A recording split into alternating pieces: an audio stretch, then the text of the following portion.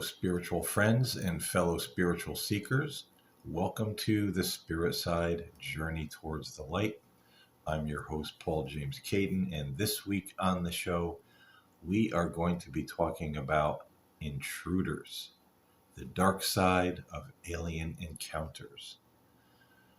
You know, when I was talking to my guest last week, Richard Warren, we were talking about the non-breathers spoken of in the Urantia book. It made me think afterwards about this possibility of encountering some sort of alien or extraterrestrial race, how the human race would handle it. But it also made me think, how would we know what the motives of such a race would be? You know, we have two schools of thought here on planet Earth, and that is that all alien civilizations or extraterrestrial encounters are evil, they're demonic, they're something that's dark. And I don't think that is necessarily true. I think it's a bit maybe dangerous or presumptuous to think anyone or anything outside of ourselves is all evil, all bad, all out to get us. I think that's a bit of a paranoid stance to take, and it really closes us off, I think, to experiences that are positive. You know, me being a spiritualist, being one who has encountered spirits, ghosts, even angels, if I was continually afraid of those experiences, how would that color my reality? How would that have influenced the, encounter? And some of them were very positive, that I felt were, a gift and a blessing from God. But would I have missed that positive encounter, or reinterpreted it or misinterpreted it in a negative way if I saw everything as being, evil, dark, out to get me? So I think it's a mistake to look at all of the extraterrestrial experiences being evil, dark, demonic. I don't think this is the case.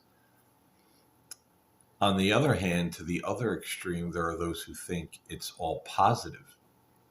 It used to be the thing, our space brothers and sisters, they're higher, advanced races, they're not here to invade us or to hurt us. We don't understand them.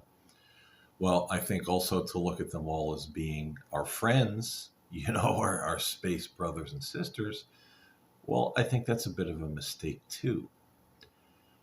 All of the religions across the world, whether it's Hinduism, whether it's Christianity, whether it's Judaism, Islam, all of them tell us that there are good and bad beings out there in the heavens. There are those that follow the light, those that follow the way of God, the way of the Creator, and there are those who don't. They have their own selfish or even evil or destructive agenda, in their minds. Even the Urantia book tells us that, the universe, is filled with life. There's life out there, but some of these beings live according to the light, according to the will of the Creator, and others have been influenced by the Lucifer Rebellion, or what the Bible calls, the fall of Satan, the fall of man, that type of thing. So there is that dark and light, good and bad, good and evil out there. So to trust any being that comes across our path even if they land in our backyard in a UFO, again, I think is a mistake. And I think, when we look at the alien abduction scenario now, I personally feel that some of this water has got a little muddied over the years. Dr. Stephen Greer, who is someone that I've come to respect and respect his work, but he's also of the mind that most of the extraterrestrials that we're seeing and or encountering are benign, and that these alien abduction scenarios are more operations, like black ops, put on by people who have a bad agenda right here on planet Earth. That they're the ones, abducting their own citizens, abducting people, making them afraid. And I'm sure, knowing our government and, all these different branches, CIA, military, FBI, black ops, all operations, all these type of things, certainly they exist. And certainly I'm sure that they have their hand in the cookie jar of deceit and harm, and pulling something like this where they're staging these alien abductions, making people think they're being abducted by something outside of our solar system, something outside of our world, our reality, but it's not. But on the other hand, if you really look into the abduction scenario deeply, there are just some things to me that it makes it not plausible that it's just human beings or some black ops operation, some group doing this to scare people or sow doubt among the masses about the extraterrestrials. For instance, these beings, when it comes to alien abduction,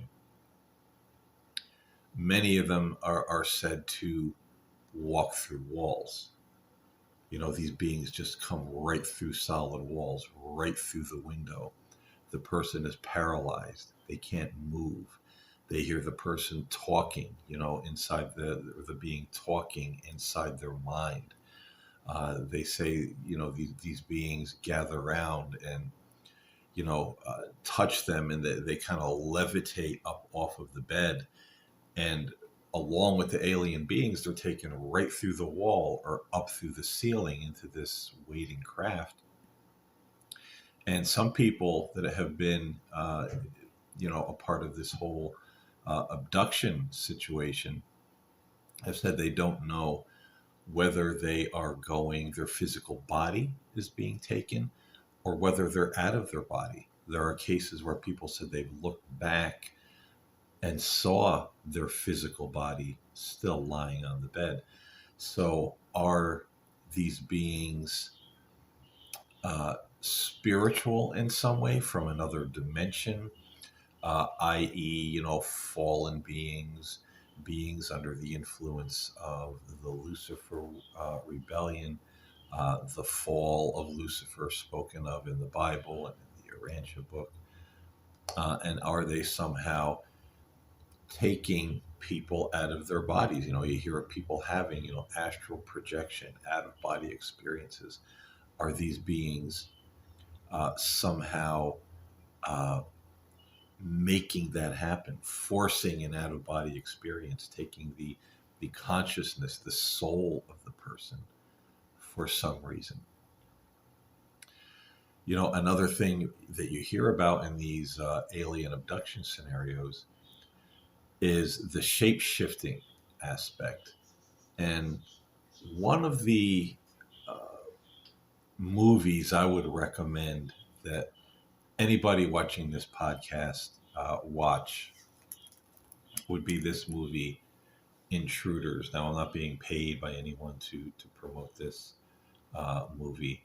This movie is starring Richard Crenna and Daphne Ashbrook. It was originally released in 1992. It is based on the book Intruders by Bud Hopkins, who was, very well known ufologist back in the day. I'm not sure if he passed away or not, but at one point he was very popular.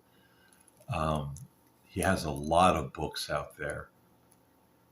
And I believe Bud Hopkins was more along the line of thoughts that whatever these beings are that are taking people don't have our best interest at heart. He was very skeptical of their motives. He was very skeptical of, what the agenda of these beings were. And it's really portrayed in this movie, some of the shape-shifting aspects of these extraterrestrials where people, there's a scene in the movie where a woman looks out of the window in the middle of the night and there's this black dog just sitting there on her lawn looking back at her. And, the more she looks at it, it starts to morph and turns into one of the grays. And then they come and they take her. And you hear situations like this where people say they see a dog or some other kind of animal. Or there's the owl. The owl is a very big one that's, outside, in a tree near the home, just looking at the person, staring through the window. And the person starts to get this uneasy feeling that there's something not right with this owl. And eventually, it shifts and turns into the gray, as we call them, and it comes into the room with others and takes the person.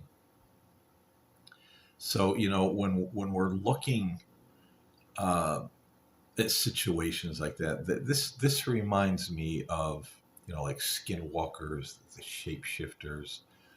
In Islam, there would be the jinn. They're spirits that are said to be shapeshifters, and the lore there is that they have taken people. They will take people. So to me, that's kind of a red flag. These things are coming. They're taking people. They're shapeshifting. They're one thing, and then there's something else. There's another scene in the movie where I'm not sure if it's the same woman that sees the dog, but she gets up in the middle of the night and she hears a noise and looks outside, and there's like these men out there with hard hats working on the street. They got the jackhammer, they got the trucks. There's the lights. The emergency lights are kind of there flashing, and little by little, they all turn, they look at her, and they start walking toward her. They come into the house right through the wall, and, they morph into the grays, and, they take the woman. So, there's this eerie shape-shifting aspect to some of these alien encounters. And you'll hear people make excuses for that, and they'll say, well, these beings have probably been around, millions of years before us, possibly billions. Who knows when their civilization started? They're so much smarter than we are. They're so more technologically advanced than we are. To them to explain to us why they're doing this, why they're taking people, why they're doing these painful, dreadful, frightening experiments on them would be like a man trying to explain to an ant, some high, law of physics. But to me, that just doesn't sit. Because to me, it doesn't matter how intelligent you are if you're not showing forth, love and empathy and gentleness and understanding. Even when someone is kicking and screaming, asking, "Who are you? Why are you doing this?" and you get no answers, or you just get, you know, be calm, or whatever the case may be. Uh, you're a being that would do something like that is not exercising attributes of the light or attributes of the God, or the God attributes of God. So to me, it doesn't matter how intelligent you are if you're that callous and frightening people, hurting people, uh, terrorizing people, then obviously you're acting from a great place of extreme arrogance. That you think you're so much above these other beings, you'll do what you want, no explanation necessary, just brutalize and terrorize. Or you're operating not from the light because you're not coming from the attributes of the light, the attributes of God, the attributes of love. You're coming from the attributes of the darkness, which would be arrogance, which would be um, aggressive, uh, doing harm to others, not having empathy. So to me, them being so much more highly advanced that we just can't even possibly fathom why they would be doing this. That doesn't really hold water for me. Maybe my language is very rudimentary to an extraterrestrial, but I can get the point across. Why are you doing this? Is it to save your race? Is it to populate another planet? Is it to make some kind of hybrid race to integrate into the human race and take over our planet? Is it something else? You can break it down in some way to try to make me understand. And if you're not, then to me that says you're hiding something. You're being deceptive. You're not there for the welfare of the people of this planet, as some believe they are. Even the painful abduction scenarios, it's all positive in some way. It's for our greater good. Even if it's the whole thing, they're taking our DNA because we're inevitably going to destroy ourselves, and they have to come back and repopulate our planet. Why not explain that? That's not something that we can understand. So this whole more intelligent than we are, we wouldn't understand. To me, that's off the table. As I've said for years in all of my shows, the words of Christ when he said, "By their fruits you shall know them." And when I look at these encounters that are horrifying, terrifying, painful, even disabling to some people psychologically, or physical effects, uh, those are not fruits that would be coming from the divine creator. These would be coming from the darkness and not the light. So I think we have to be careful not to buy into that mentality, that it's all good. Just the way we can't buy into the mentality of they're all bad. I think it's going by their fruits you shall know them, and eventually, whether they fess up to it or not, the truth will come out. We will know what their motives are. We will know what they're here to do, and what their agenda is. So when we're talking about last week, the non-breathers, and the Urantia book saying, we will encounter these non-breathers.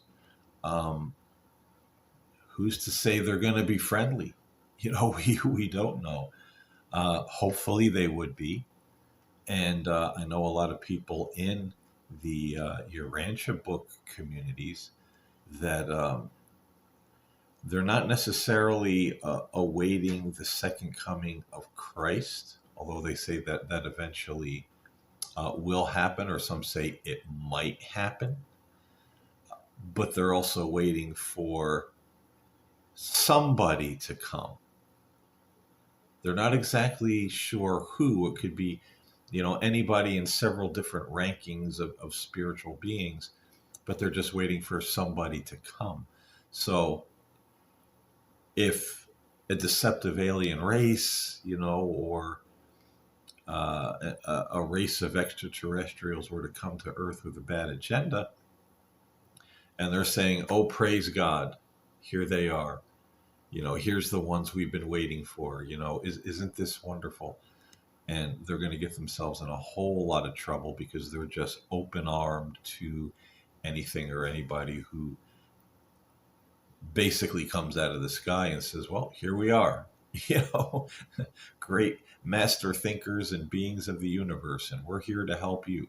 I think that's a mistake, and this is how people could possibly set themselves up for a very big fall at some point, or a very big disappointment if it turns out not to be what they think it's going to be. And I think that's the wisdom, balancing, the getting on a little bit of a tangent here for a second, balancing the Urantia book with the Bible, to have our faith and our trust in God the Father, and then in Christ. That's our measuring stick.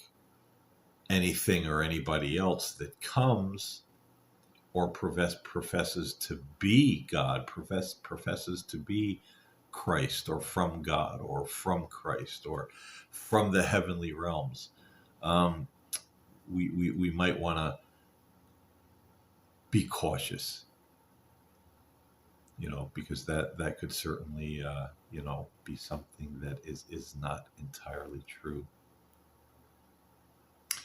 But that being said, the dark side of these alien encounters, there's the shape shifting aspect. There is also the aspect of these beings. Some of them just look terrifying. If they're from a higher order and they're here for some God ordained purpose, or there are space brothers and sisters,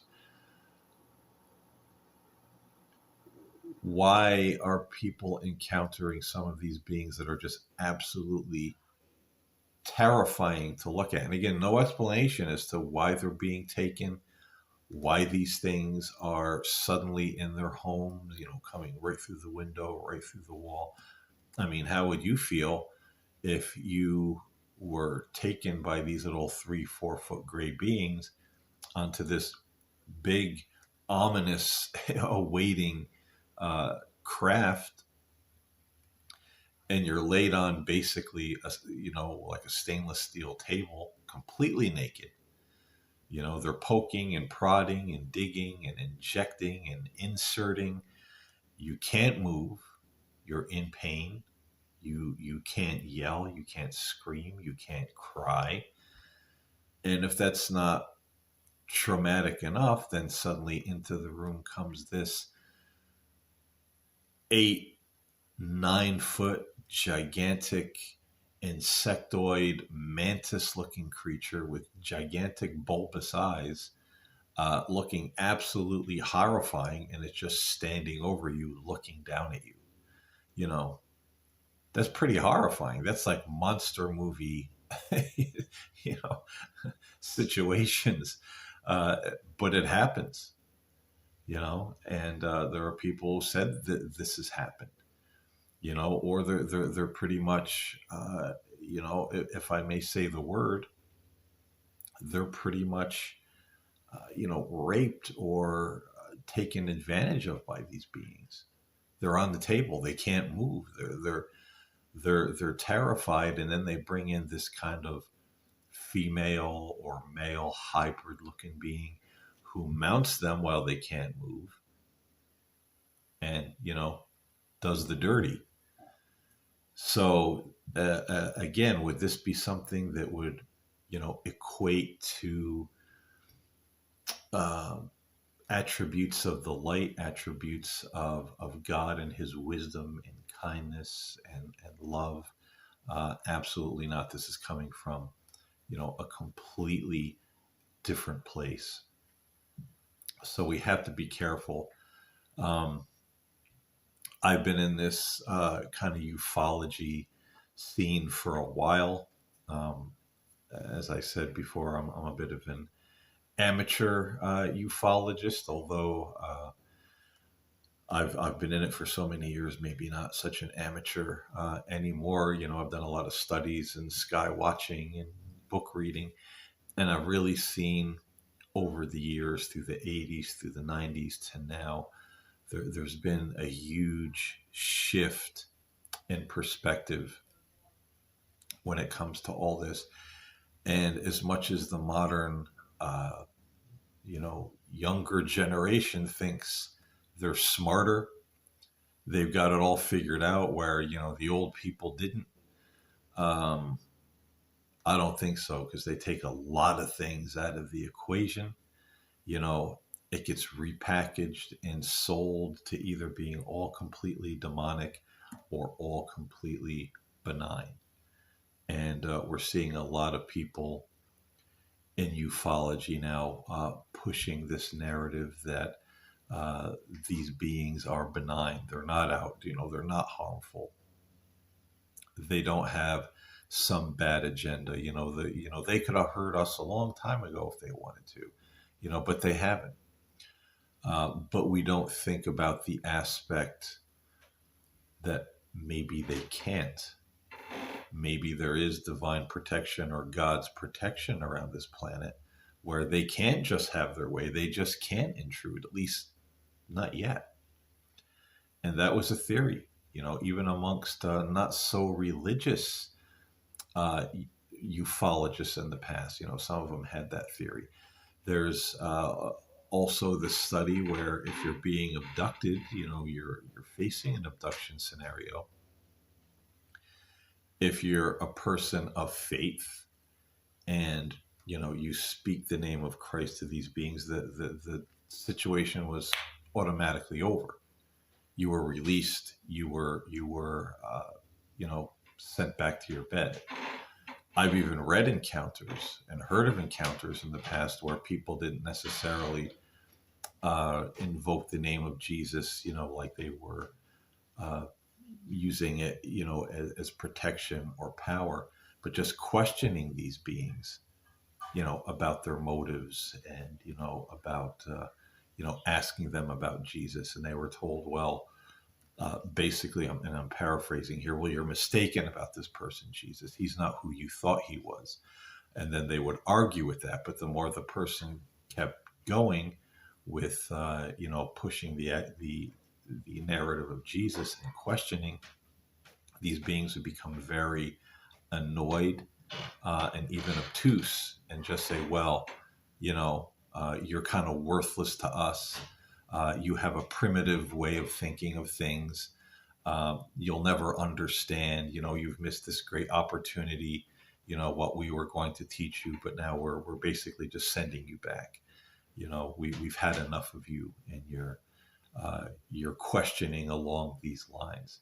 So that in itself is very interesting. And to take all that off the map and just make it our benign space brothers and sisters, I think to get to be problematic, and could lead certainly to some trouble in some cases. So I definitely think that there's life in life in the universe, life in other dimensions. Some of it good, some of it bad. They're just like us.